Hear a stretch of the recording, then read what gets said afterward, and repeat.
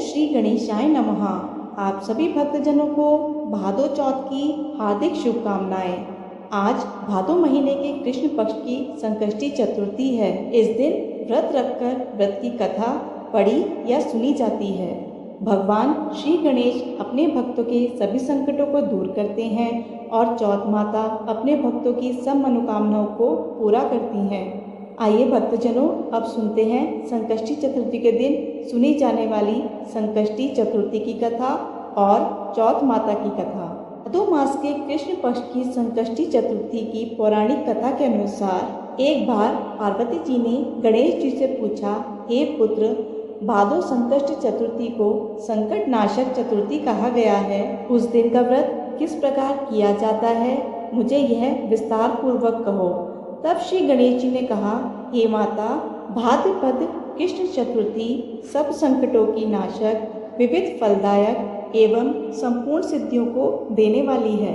पूर्ण वर्णित विधि से ही पूजा करनी चाहिए। हे माता, इस व्रत में आहार संबंधी कुछ विशेषताएं हैं, उन्हें बताता हूँ। श्री कृष्ण जी कहते हैं, हे युधिष्ठिर, पुत्र की ऐसी बात सुनकर पार्वती जी ने उनसे पूछा, आहार और पूजन में क्या विशेषताएं हैं, उसे कहो। तब गणेश जी ने कहा, गुरु द्वारा वर्णित प्रणाली से इस दिन भक्ति भाव से पूजन करें। 12 महीनों में अलग अलग नामों से गणेश जी की पूजा करनी चाहिए। नायक, एक दंत, कृष्णपिंग, गजानन, लंबोदर, भालचंद्र, हिरंब, विकट, वक्रतुंड, अकुरत, विघ्नराज और गणादेव। इन 12 नामों से व्रती को गणेश जी की पूजा करनी चाहिए। अलग अलग महीने में एक एक नाम से पूजा करें। चतुर्थी के दिन प्रातः नित्य कर्म से निर्वृत्त होकर व्रत का संकल्प करें। रात्रि में पूजन और कथा का श्रवण करें। पूर्व काल में एक नल नामक यशस्वी राजा हुए। उनकी रूपवती रानी दमयंती नाम से प्रसिद्ध थी।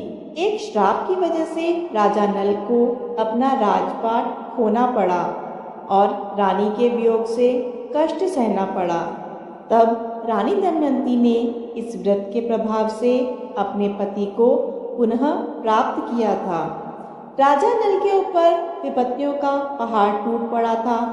डाकुओं ने उनके महल से धन, गजशाला से हाथी और घोड़शाला से घोड़े हरण कर लिए थे तथा महल को अग्नि से जला दिया था। राजा नल भी जुआ खेलकर सब कुछ अपना हार चुके थे। राजा नल असहाय होकर रानी के साथ वन को चले गए। वन वन भटकते हुए श्राप की वजह से अपनी रानी से भी उनका वियोग हो गया। राजा कहीं और रानी कहीं और दुखी होकर देशाटन करने लगे। इसी प्रकार वन वन भटकते हुए एक समय वन में रानी दमयंती को महर्षि शरभंग के दर्शन हुए। दमयंती ने ऋषि को हाथ जोड़कर प्रणाम किया और अपनी सारी आपबीती सुनाई और प्रार्थना की कि प्रभु, आप ही कोई उपाय बताइए जिससे मैं अपने पति से फिर से मिल सकूं। शरभंग मुनि बोले, दमयंती, भादो चौथ को एकदंत गजानन की पूजा करनी चाहिए। उनकी कृपा से जीवन में आए हर संकट का नाश होता है और मनोवांछित फल प्राप्त होता है। तुम भी पूरे भक्ति भाव और श्रद्धा पूर्वक गणेश चौथ का व्रत करो, तुम्हारे स्वामी तुम्हें मिल जाएंगे।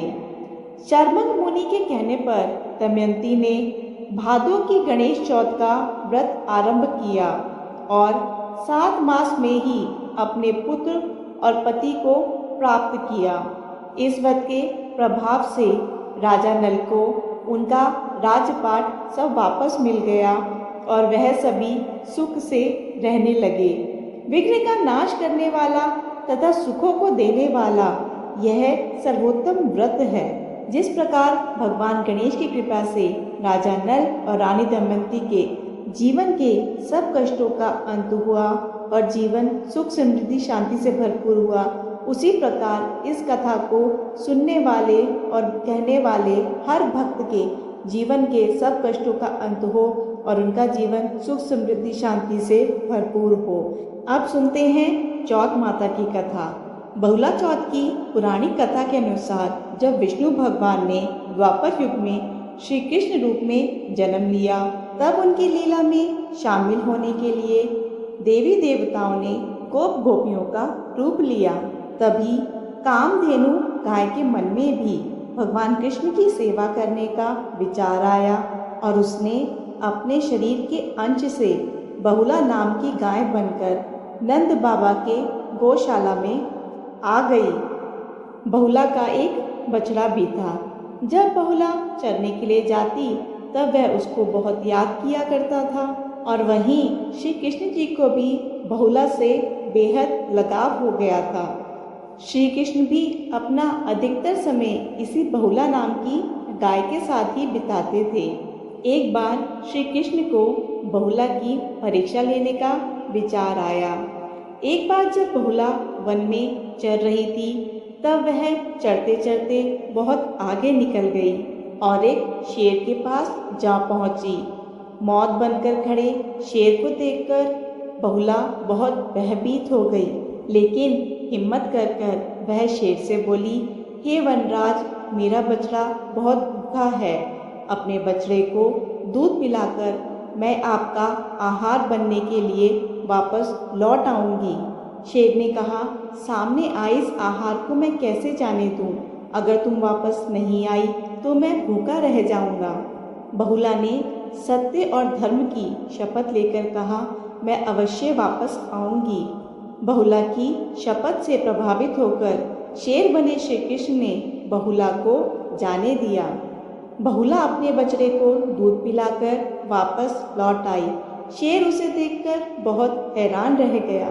बहुला की सत्य निष्ठा को देखकर श्री कृष्ण भगवान अत्यंत प्रसन्न हुए और अपने वास्तविक स्वरूप में आकर बोले, बहुला, तुम अपनी परीक्षा में सफल हुई। से भाद्र मास की चतुर्थी के दिन गौ माता के रूप में तुम्हारी पूजा होगी। हे भगवान कृष्ण, कथा सुनने वाले, सुनाने वाले और हुंकारा भरने वाले सब भक्तों पर अपनी कृपा बनाए रखिएगा। सबकी मनोकामनाएं पूर्ण करना। तो भक्तों, ये थी आज की वीडियो। आशा है आपको ये वीडियो पसंद आई होगी। वीडियो को लाइक करके कमेंट बॉक्स में जय श्री कृष्ण ज़रूर लिखिएगा। धन्यवाद।